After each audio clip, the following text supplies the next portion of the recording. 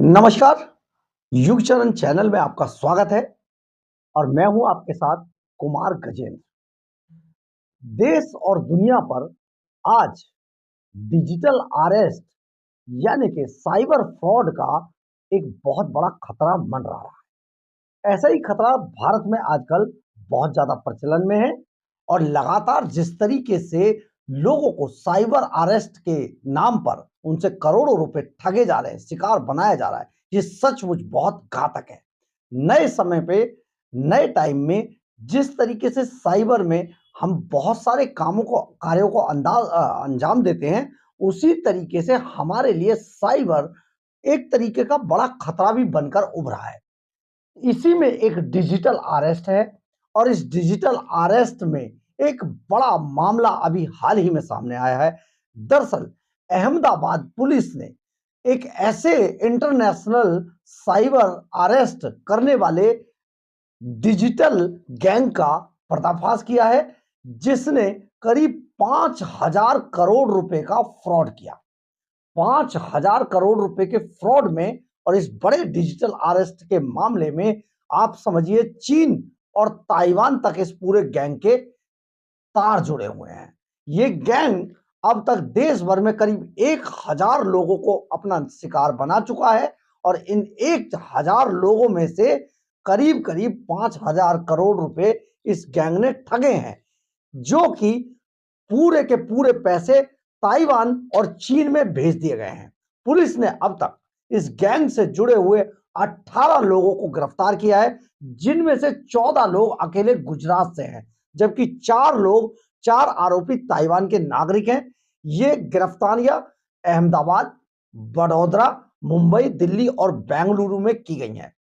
Police ने इनके कब्जे से करीब 761 SIM card, 120 mobile phone, 96 chequebook और 42 पासबुक के अलावा 92 डेबिट कार्ड भी बरामद किए हैं। अपने आप को ये जानकर बड़ी हैरानी होगी कि ये गैंग रोजाना करीब 1.5 करोड़ रुपए चीन और ताइवान में ट्रांसफर किया करता था। बहुत बड़ा मामला ये जिस तरीके से सामने आया है, सचमुच आप ये सोचकर हैरान रह जाएंगे कि किस तरीके से साइबर फ्रॉड आज के टाइम में अपने आप को लोगों को निशाना बना रहे, भोले भाले लोगों को। और इसमें चीन और ताइवान जैसे देशों के अंदर बैठे हुए माफिया अपने काम को वहीं से अंजाम दे रहे हैं। पुलिस का कहना है कि इस गैंग ने अहमदाबाद में एक बुजुर्ग को डिजिटल अरेस्ट करके उससे करीब 80 लाख रुपए वसूले थे। इसके बाद अहमदाबाद पुलिस ने इस गैंग के पीछे लगी और जब इन्वेस्टिगेशन की तो इसके तार इंटरनेशनल रैकेट से का इसका भंडाफोड़ हुआ। अहमदाबाद पुलिस को जांच में पता चला कि जो रुपए बुजुर्ग से ठगे गए थे, उनमें से करीब 6 लाख रुपए यहां की जो एक वडोदरा एसबीआई की ब्रांच थी, उसमें ट्रांसफर किए गए थे। ये अकाउंट भव्य इंफोटेक नाम की एक कंपनी का था और जब इस अकाउंट को के होल्डर्स को पकड़ा पुलिस ने और उनको जैसे ही उनको इंटरोगेट किया तो पता चला कि पुलिस ने जब इन लोगों के ऊपर रेड की तो बहुत बड़ा खुलासा हुआ। पुलिस अधिकारियों के ये देखकर होश उड़ गए कि ये तो चीन और ताइवान तक पैसा पहुंच गया। इन्होंने एक जब ऑफिस पे इस पर रेड की गई तो यहां ऑफिस के अंदर एक डार्क रूम बना हुआ मिला, जिनमें करीब 20 मोबाइल फोन के स्टैंड लगे हुए थे, उन पर मोबाइल फोन रखे थे और ये सभी mobile phone dual SIM card के थे। इनमें हर एक के अंदर 2 सिम कार्ड थे और एक सिम कार्ड को बैंक अकाउंट के साथ लिंक किया गया था, जिस पर ओटीपी आया करता था। इन मोबाइल फोन की जांच की गई तो पता चला कि ये जो फोन है ये दूसरे फोन से यानी कि अन्य 120 जो फोन लगाए गए थे उनसे कनेक्टेड थे। जांच में यह भी पता चला कि चीन और ताइवान के साइबर माफिया बड़ौदा, दिल्ली, मुंबई और बेंगलुरु में इन लोगों ने एक साथ 4 डार्क रूम बनाए हुए थे। ये चारों डार्क रूम ही इनके मुख्यालय हुआ करते थे। इनकी इन डार्क रूम से साइबर ठगी की रकम चीन, ताइवान और दुबई तक ट्रांसफर की जाती थी। यानी कि चीन और ताइवान में बैठे माफिया वहीं बैठकर इन चारों डार्क रूम से पूरे जहां जहां ठगी करते थे वहां की मॉनिटरिंग करते रहते थे। अगर इसमें देखिए कितने सतर्क रहते हैं, ये भी आप सुन लीजिए। अगर डार्क रूम में लगे किसी भी सिस्टम का मोबाइल फोन 4 घंटे से ज्यादा बंद हो जाता था तो ये समझ जाते थे, इन्हें शक हो जाता था कि कहीं कुछ गड़बड़ हो गई है, और इसके बाद सभी डार्क रूम के कई दिनों तक के लिए इनको बंद कर दिया जाता था। अहमदाबाद पुलिस ने के जॉइंट सीपी क्राइम शरद सिंगला बताते हैं इस पूरे मामले पर कि इसलिए हमने सभी चारों जो डार्क रूम बनाए गए थे उन सभी डार्क रूम पे एक साथ रेड की, तब इस नेटवर्क को पकड़ा जा सका। उनका कहना है कि यह धंधा अलग अलग शहरों में लगातार चल रहा था। अब जब ये रेड हुई तो इस रेड के अंदर एक पुलिस को एक गूगल सीट मिली थी। इस गूगल सीट में उन लोगों के बारे में जानकारी दी गई थी जो लोग इस पूरे इंटरनेशनल रैकेट से जुड़े हुए थे। यानी कि उनके खाने के, पीने के, उनके रहने के, ठहरने के, उनके सभी चीजों के खर्चों को इस गूगल सीट में दर्शाया गया था। दरअसल ताइवान माफिया के ये ठग जो यहां पर इंडिया आते थे, ये टूरिस्ट वीजा पर यहां आया करते थे, और इस टूरिस्ट वीजा पे आने के दौरान पुलिस ने इन ताइवानी ठगों को इनकी पहचान की, क्योंकि टूरिस्ट वीजा पर आते थे, आसानी से इनके इनके बारे में जानकारी जुटाई जा सकती थी। जो साइबर टीम थी बड़ोदरा की वो लगातार लगी हुई थी, और इन्होंने जब इन्हें पता चला कि ये टूरिस्ट वीजा पर आने वाले साइबर ठग ये सारे धंधे से जुड़े हुए हैं, इनके नाम वगैरह पता चले, तो 10 अक्टूबर को ताइवान के ये जो ठग हैं, ठग माफिया दिल्ली पहुंच गए। अब दिल्ली में आकर आप इनके देखिए आलीशान इनका रहन सहन देखिए, करोड़ों रुपए लोगों को लूट रहे थे। तो दिल्ली में ये ताज होटल के अंदर आकर ठहरे।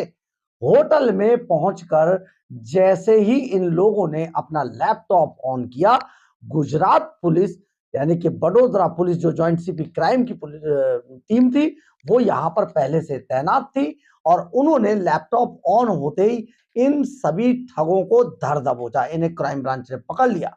जांच में पता चला कि गैंग ने ठगी के लिए देखिए इनका पूरा सिस्टम बहुत ही सिस्टमेटिक था, और आप इसके बारे में सोचिए कि माफिया ने चीन से ताइवान, ताइवान से दिल्ली, बेंगलुरु, मुंबई, बड़ोदरा, गुजरात, इस सब में किस तरीके से अपना पूरा सिस्टम फैलाया था।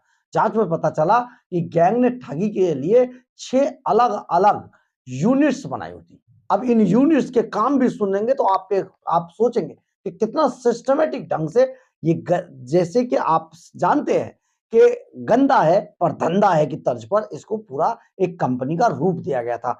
अब इसमें सुनिए, हर यूनिट का काम बटा हुआ था। एक यूनिट सिम कार्ड खरीदती थी, दूसरी यूनिट जो काम में बैंक अकाउंट और दूसरे तरीके की जो डिटेल्स हैं उनको उनको बताती थी, उनके लाती थी। तीसरी यूनिट डार्क रूम और सोशल साइटों पर, जो डार्क वेब है उस पर, और सोशल साइटों पर, सोशल प्लेटफॉर्म पर ऐसे शिकार की तलाश करती थी। चौथी यूनिट्स एक्सपर्ट की थी जो इन सारे सिस्टम्स को मेंटेन करती थी। पांचवी यूनिट में जो इन सिस्टम को किस तरीके से हैंडल किया जाएगा उसकी टीम हुआ करती थी। और छठी यूनिट में कॉल सेंटर, जो कॉल सेंटर बनाए जाते थे उसके लिए कॉल सेंटर का कर्मियों की जो रिक्रूटमेंट की जाती थी वो छठी टीम का काम था। पुलिस का कहना है कि ठगी के लिए पहले एक पूरा एक ऐप तैयार किया जाता था, और इस ऐप को बाद में उस लैपटॉप पर ओपन करके उन्हें 20 मोबाइल, जिसका हम आपको बता रहे थे ना स्टैंड पर लगाए होते, उन सभी 20 मोबाइल फोन से जोड़ दिया जाता था जो डुअल सिम वाले होते थे। और जो डुअल सिम में एक से तो कनेक्ट कर दिया ठगी के एजेंट को, और दूसरे में बैंक अकाउंट को कनेक्ट कर दिया जाता था। जैसे ही ठगी का पैसा अकाउंट में आता था उसे तुरंत मल्टीपल अकाउंट्स में ट्रांसफर कर दिया जाता था, यानी कि पैसे का पूरा सबूत मिटा दिया गया। इसके बाद ये पैसा चीन और ताइवान में बैठे माफियाओं को उनके वॉलेट में ट्रांसफर कर दिया जाता था। आप समझिए, वॉलेट में होगा तो उसका कोई बाद में कोई भी चीज होगी नहीं। बाद में इस साइबर लूट का एक हिस्सा जो इंडिया में बैठकर जो काम करते थे, इंडिया के लोगों को जिनको इस्तेमाल किया जाता था, उनके हिस्से में हवाला के जरिए भेज दिया जाता था।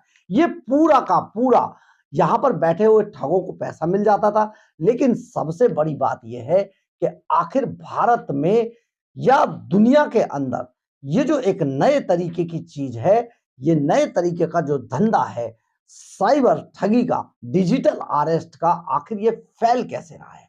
दरअसल हम कई बार दूसरे लोगों के झांसे में हम साइबर स्पेस में आ जाते हैं।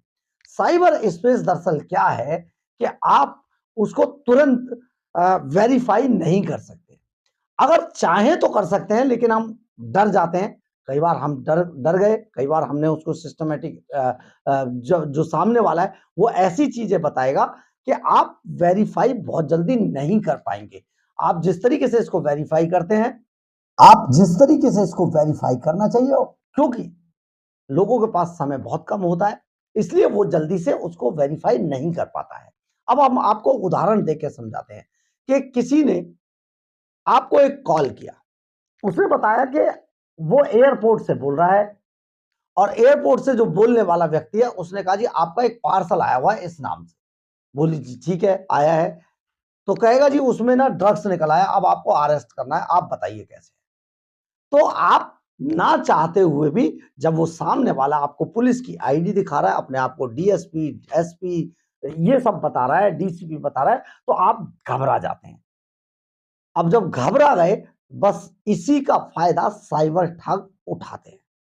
अब यहां पर आप देखिए, आपको हम एक चीज समझा देते हैं। अभी तक हिंदुस्तान के कानून के अंदर साइबर थाने, साइबर अरेस्टिंग, डिजिटल अरेस्ट जैसी कोई चीज नहीं है। और आप ये समझिए कानून में इसका कोई प्रावधान भी नहीं है। पुलिस के लिए बहुत सारे पेज हैं, आपको नोटिस भेजेंगे, आपको सामने वाला नोटिस देगा, नोटिस के अलावा आपसे आपको वहां का पूरा आइडेंटिटी बताएगा। लेकिन क्योंकि ये साइबर ठग होते हैं और ये लगातार प्रेशर बहुत तगड़ा क्रिएट करते हैं, और बाकायदा ये आपके बारे में, जिसको इस शिकार बनाते हैं उसके बारे में काफी स्टडी भी करके रखते हैं। हमने आपको जिक्र किया कि सोशल साइटों से, डार्क वेब से ये पूरी जानकारी जुटाते हैं और उसी का फायदा ये उठाते हैं। तो ये जो साइबर ठगी है, आप ये समझिए, अगर ये सिर्फ आपके डर का फायदा उठाते हैं, अगर आप डरेंगे नहीं, आपको चाहिए कि कोई भी व्यक्ति अगर किसी डिजिटल अरेस्ट, साइबर ठग, इन सब का शिकार होता है, तो वो या तो अपने जानकारों से इसको शेयर करे, या फिर इससे डरने की बजाय आप पुलिस के पास जा सकते हैं, पुलिस को इसकी सूचना दे सकते हैं, पुलिस में इसकी शिकायत दर्ज करा सकते हैं, और पुलिस से इस बारे में मदद भी मांग सकते हैं। लेकिन हम करते क्या हैं, गलती कहां पर खाते हैं? हम गलती यहां पर खाते हैं कि हम खुद ही, जब सवाल खड़ा होता है तो हम उसका जवाब खुद ही देने लगते हैं। हम दूसरी दुनिया से, बाहर के जो लोग हैं, उनसे इन सब चीजों को छिपाने लगते हैं।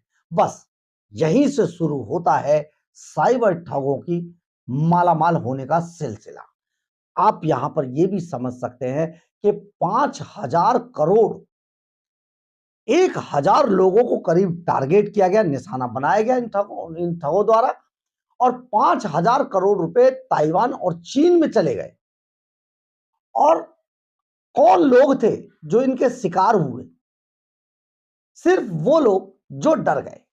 आपने वो डायलॉग तो सुना होगा शोले का, जो डर गया सो मर गया।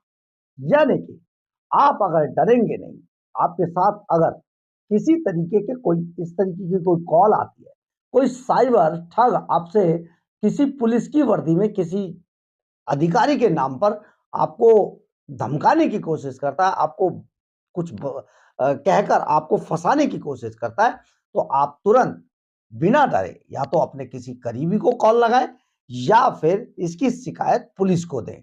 बस आप बच गए। लेकिन कहते हैं ना, जो डर गया सो मर गया। जब डर जाता है व्यक्ति, तो यहां यही डर साइबर ठगों का सबसे बड़ा हथियार है। लेकिन हम आपको युग चरण के माध्यम से ये बताने की कोशिश कर रहे हैं कि आप बजाय डरने के या तो अपने किसी करीबी जानकार दोस्त को इस बातों को शेयर करें या फिर आप सीधे पुलिस के पास भी जा सकते हैं। आज देश के अंदर साइबर थाने बनाए गए हैं। इन साइबर थानों का काम ही ये है कि कोई अगर आपको साइबर स्पेस में किसी भी तरीके से टॉर्चर करता है, किसी तरीके का आपको कष्ट देने की कोशिश करता है, किसी तरीके से आपसे संपर्क करके आपको चीट करने की कोशिश करता है, तो आप इन साइबर पुलिस के पास जाकर अपनी कंप्लेंट दें। अगर आप लोकल पुलिस के थाने में भी जाएंगे, तो भी आपकी शिकायत को और आपको आपकी शिकायत के साथ साइबर पुलिस के पास भेज दिया जाएगा। वहां के पुलिस अधिकारी आपको मदद करेंगे और साइबर पुलिस के जो अधिकारी हैं उनके पास आपकी सिफारिश पर आपको भेजा जाएगा और वहां पर आपके इसी जो आपने वहां उनको इंफॉर्मेशन दी है उसके जरिए आपको तो रिलीफ मिलेगा मिलेगा, साइबर ठगों को भी अरेस्ट किया जाएगा।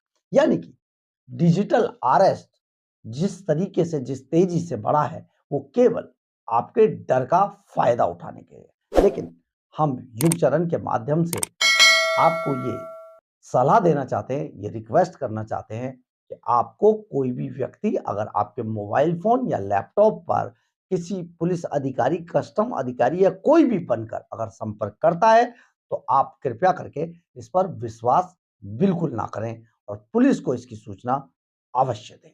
बहरहाल, अगर आपको हमारी खबर अच्छी लगे तो आप इसे लाइक, सब्सक्राइब और शेयर जरूर करें। कमेंट्स बॉक्स में अपनी राय जरूर लिखें। इससे हमें बहुत बहुत बहुत ऊर्जा मिलती है। जय हिंद, जय भारत।